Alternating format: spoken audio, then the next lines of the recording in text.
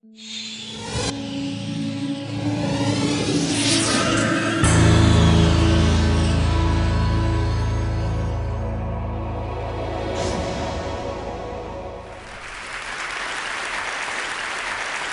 few weeks ago, I was in my studio in Paris, and the phone rang, and I heard, "Hey, JR, you won the TED Prize 2011. You have to make a wish to save the world." I was lost. I mean, I can't save the world. Nobody can. The world is fucked up. Come on. You have dictators, ruling the world. Population is growing by millions. There's no more fish in the sea. The North Pole is melting. And as the last TED Prize winner said, we're all becoming fat. Except maybe French people. So, whatever. So, I called back, and I told her, "Look, Amy, tell the TED guys I just won't show up, I can't do anything to save the world." She said, "Hey, JR, your wish is not to save the world, but to change the world." "Oh, all right." That's cool. I mean, technology, politics, business do change the world. Not always in a good way, but they do. What about art? Could art change the world? I started when I was 15 years old, and at that time, I was not thinking about changing the world. I was doing graffiti, writing my names everywhere, using the city as a canvas. I was going in the tunnels of Paris, on the rooftops, with my friends. Each trip was an excursion, was an adventure. It was like leaving our mark on society, to say, I was here, on the top of a building. So when I found a cheap camera in the subway, I started documenting those adventures with my friends and give them back into photocopies, really small photos, just that size.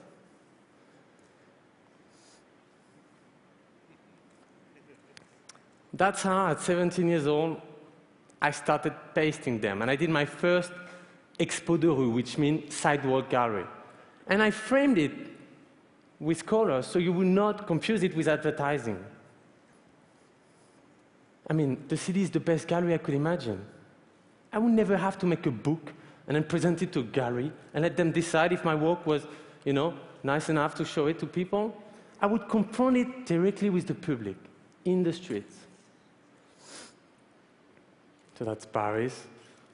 I would change, depending on the places where I would go, the title of the exhibition. That's on the Champs-Élysées. I was quite proud of that one, because I was just 18, I was just up there on the top of the Champs-Élysées. And when the photo left, the frame was still there. November 2005. The streets are burning. A large wave of riots had broken in the toughest projects of Paris. Everyone was glued to the TV, watching disturbing, frightening images taken from the edge of the neighborhood. I mean, these kids, without control, throwing Molotov cocktail, attacking the cops and the firemen, looting everything they could in the shops. These were criminals, thugs, dangerous, destroying their own environment. And then I saw it. Could it be possible? My photo on a wall, revealed by a burning car, a pasting I've done a year earlier, an illegal one, still there. I mean, these were the faces of my friends. I know those guys. All of them are not angels, but they're not monsters either. So it was kind of weird to see those images and those eyes stare back at me through the television. So I went back there with a 28mm lens. It was the only one I had at that time, but with that lens, you have to be as close as 10 each from the person. So you can do it only with their trust. So I took full portraits of people from Les Bosquets. They were making scary faces to play the caricature of themselves.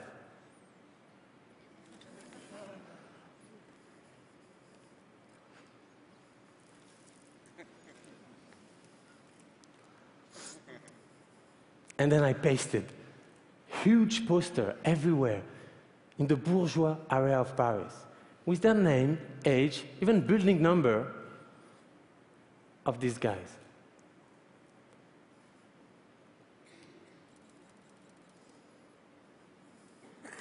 A year later, the exhibition was displayed in front of the City Hall of Paris. And you go former thug images who've been stolen and distorted by the media, who's now proudly taking over his own image. That's where I realized the power of paper and glue.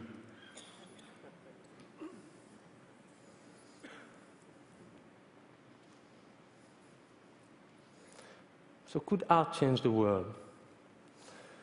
A year later, I was listening to all the noise about the Middle East conflict. I mean, at that time, trust me, they were only referring to the Israeli and Palestinian conflict. So with my friend Marco, we decided to go there and see who are the real Palestinians and who are the real Israelis. Are they so different? When we got there, we just went in the street, started talking with people everywhere, and we realized that things were a bit different from the rhetoric we heard in the media. So we decided to take portraits of Palestinians and Israelis doing the same jobs. Taxi driver, lawyer, cooks. I asked them to make a face as a sign of commitment. Not a smile that really doesn't tell about who you are and what you feel. They all accepted to be pasted next to the other. I decided to paste in 8 Israeli and Palestinian cities. And on both sides of the wall, we launched the biggest illegal art exhibition ever. We called the project Face to Face. The experts say, no way. the people will not accept. The army will shoot you. The Hamas will kidnap you. We say, okay, let's try and push as far as we can. I love the way that people will ask me, how big will be my photo? Oh, it will be as big as your house. When we did the wall, we did the Palestinian side. So we arrived with just a ladders, and we realized that they were not high enough, you know?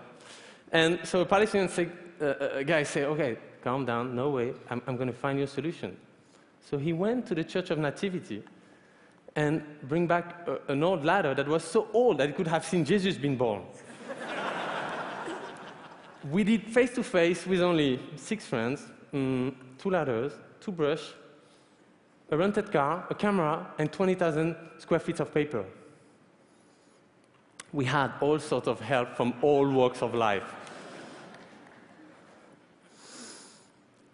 Okay, for example, that's Palestine. We're in Ramallah right now. We're pasting portraits, so both portraits, in the streets in a crowded market. People come around us and start asking, what are you doing here? Oh, we're actually doing an art project, and we're pasting an Israeli and a Palestinian doing the same job. And those ones are actually 2 taxi drivers. And then there was always a silence. You mean you're pasting an Israeli face, doing a face right here? Well, yeah, that's part of the project. And then I would always leave that moment, and we would ask them, so can you tell me who is who? And most of them couldn't say. So. We even pasted on Israeli military tower, and nothing happened. When you paste an image, it's just paper and glue. I mean, people can tear it, tag on it, or even pee on it. Even some are a bit high up for that, I agree, but the people in the street, they are the curator, The rain and the wind will take them off anyway. They are not meant to stay, but exactly 4 years now after, the photos, most of them are still there. Face to Face demonstrated that what we thought impossible was possible. And you know what? Even easy. We didn't push the limit, we just showed that they were further than anyone thought. In the Middle East, I experienced my work in places with not much museum. So the reaction in the street were, kind of interesting. So I decided to go further in this direction and go in places where there is 0 museums. When you go around in these developing societies, women are the pillars of their community. But the men are still the one holding the streets. So I was inspired to create a project where men will pay tribute to women by posting their photos. I call that project Women Are Heroes. When I listened to all the stories, everywhere I went on the continents, I couldn't always understand the complicated circumstances of their conflict. I just observed. Sometimes there was no words, no sentence, just tears. I just took their pictures and pasted them. Women Are Heroes took me around the world. Most of the places I went to, I decided to go there because I've heard about it through the media. So for example, in June 2008, I was watching TV in Paris, and then I heard about this terrible thing that happened in Rio de Janeiro, in the first favela of Brazil named Providencia. 3 kids, that was 3 students, were controlled by the army because they were not carrying their papers, and the army took them. And instead of bringing them to the police station, they bring them to an enemy favela where they get chopped into pieces. I was shocked. All Brazil was shocked. I heard that it was one of the most violent favelas because the largest drug cartel controls it. So I decided to go there. When I arrived, I didn't have any contact with any NGO. There was none in place. No association, no NGOs, nothing. No eyes witness. So we just walked around, and we met a woman.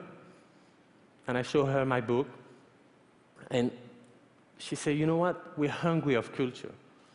We need culture up there. So I went up, and I started with the kids. I just took a few photos of the kids, and the next day I came with the posters, and we pasted them. The day after I came back, they were already scratched. But that's okay. I wanted them to feel that the art belongs to them. Then the next day, I held a meeting on the main square, and some women came. They were all linked to the 3 kids that got killed. There was the mother, the grandmother, the best friend. They all wanted to share the story. After that day, everyone in the favela gave me the green light. I took more photos, and we started the project. The drug lords were kind of worried about us filming in the place, so I told them, that, you know what, I'm not interested in filming the violence and the weapons.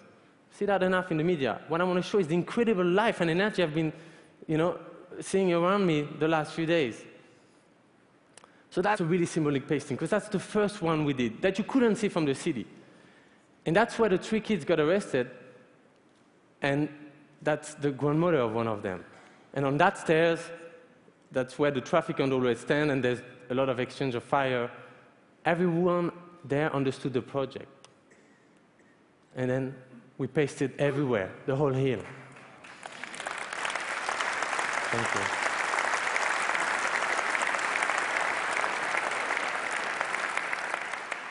What was interesting is that the media couldn't get in.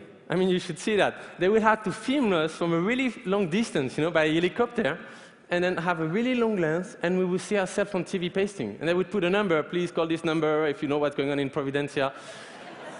We just did a project and then left. So the media were like, oh, so how can we know about the project? So they had to go and find the women, and get an explanation from them. So you create a bridge between the media and the anonymous woman. We kept traveling. We went to Africa, Sudan, Sierra Leone, Liberia, Kenya. In war-torn places like Monrovia, people come straight to you. They want to know what you're up to. They keep asking you, what is the purpose of your project? Are you an NGO? Are you the media? Art? Just doing art? Some people question, why is it in black and white? Don't you have color in France? Or, they tell you, are those people all dead? Some who understood the project will explain it to others. And to a man who didn't understand, I heard someone said, you've been here for a few hours trying to understand, discussing with your fellows. During that time, you haven't think about what you're going to eat tomorrow. This is art. I think it's people's curiosity that motivates them to come into the project, And then it becomes more. It becomes a desire, a need, an amount. On this bridge, that's in Monrovia, ex-rebel soldier helped us pasting a portrait of a woman that they might have been raped during the war. Women are always the first one targeted during conflict. This is Kibera, Kenya, one of the largest slums of Africa. You might have seen images about the post-election violence that happened there in 2008. This time we covered the roof of the houses, but we didn't use paper. Because paper doesn't prevent the rain from leaking inside the house. Vinyl does. Then art becomes useful. So the people kept it. You know what I love is that, for example, when you see the biggest eye there, there's so much houses inside. And I went there a few months ago, photos are still there, and there was missing a piece of an eye. So I asked the people, what happened? Oh, the guy just moved. It's there on. When the moves were covered, a woman said as a joke, now God can see me. You know, when you look at Kibera now, they look back.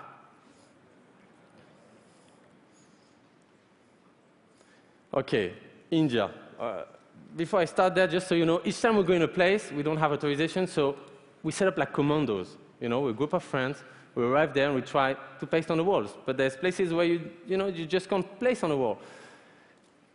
In India, it was just impossible to paste. Like I heard culturally and because of the law, they would just arrest us at the first pasting. So we decided to paste it white. White on the wall. So imagine white guys pasting white papers. So people would come to us and ask us, hey, what are you up to? Oh, you know, we're just doing art. Art? Of course, they were confused. I mean, but you know how India have a lot of dust in the street? And the more dust you would have going up in the air, on the white paper, you can almost see it, but there's a sticky part, you know, like when you reverse a sticker. So the more dust you have, the more it will reveal the photo. So we could just walk in the street during the next days, and the photo would get revealed by themselves. Yeah. Thank you. So we didn't get caught this time. Each project, that's a film from Women Are Heroes. Okay, for each project we do a film, and most of what you see here, that's a trailer from Women Are Heroes. It's images, photography, taken one after the others.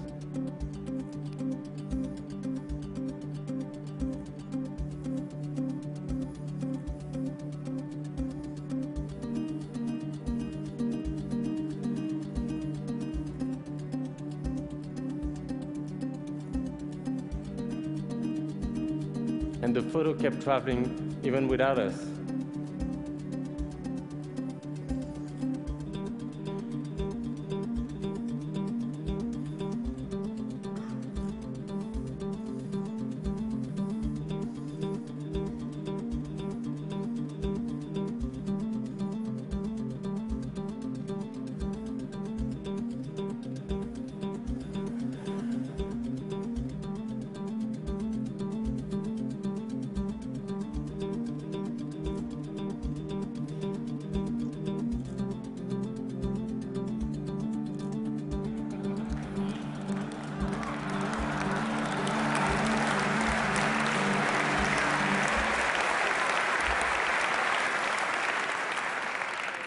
Hopefully you'll see the film and you understand the scope of the project and what the people felt when they saw those photos. Because that's a big part of it. There's layers behind each photo, behind each image. There's the story. Women Are Heroes created a new dynamic in each of the communities. And the women kept that dynamic after we left.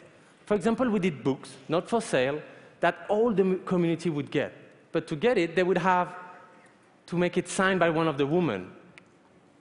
We did that in most of the places. We go back regularly. And so in Providencia, for example, in the favela, we have a cultural center running there. In Kibera, each year we cover more roofs. Because, of course, when we left, the people say, you know, that was just at the edge of the project, say, hey, what about my roof? So we decided to come the year after and keep doing the project. Really important point for me is that I don't use any brand or corporate sponsors. So I have no responsibility to anyone but myself and the subject.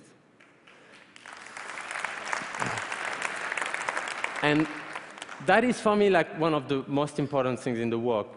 You know, I think today, as much as important as the result is the way you do things, and that have always been a certain part of the world. And what's interesting is that fine line that I have with images and advertising. We just did some pasting in Los Angeles on another project in the last weeks. And I even was invited to cover the MoCA Museum. But yesterday, the city called them and said, look, you're going to have to tear it down, because this can be taken for advertising, and because of the law, it has to be taken down. But tell me, advertising for what? The people I photographed were proud to participate to the project and to have their photo in their community, but they asked me for a promise, basically. They asked me, please, make our story travel with you. So I did. That's Paris. That's Rio. In each place, we build exhibitions with the story, and the story travel, and you understand the full scope of the project. That's London, New York. And today, they are with you in Long Beach. All right, recently, I started a public art project where I don't use my artwork anymore. I used Man Ray, Hélène Lévite, Giacomelli, other people's artwork. It doesn't matter today if it's your photo or not. The importance is what you do with the images, the statement it makes where it's pasted. So for example, I pasted the photo of the minaret in Switzerland a few weeks after they voted a law forbidding minarets in the country.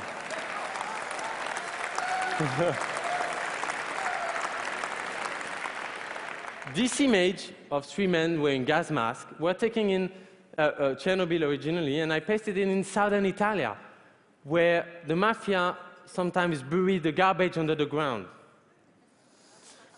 In some way, art can change the world. I mean, art is not supposed to change the world, to change practical things, but to change the perceptions. Art can change the way we see the world. Art can create an energy. Actually, the fact that art cannot change things makes it a neutral place for exchanges and discussions, and then enables it to change the world. When I do my work, I have two kinds of reactions. People say, oh, why don't you go in Iraq or Afghanistan? It would be really useful. Or, how can we help? I presume that you belong to the second category. And that's good, because for that project, I'm going to ask you to take the photos and to paste them. So now my wish is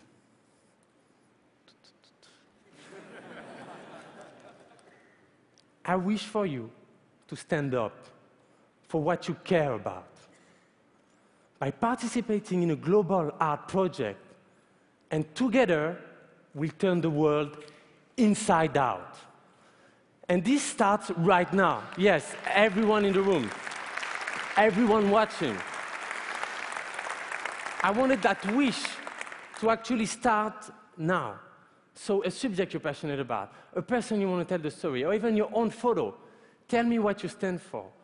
Take the photo, the portraits, upload it. I'll give you all the details, and I'll send you back your poster. Join by groups and reveal things to the world. There's full details on the website, insideartproject.net, that is launching today. What we see changes who we are. When we act together, the whole thing is much more than the sum of the parts. So I hope that together we'll create something that the world will remember. And this starts right now and depends on you. Thank you.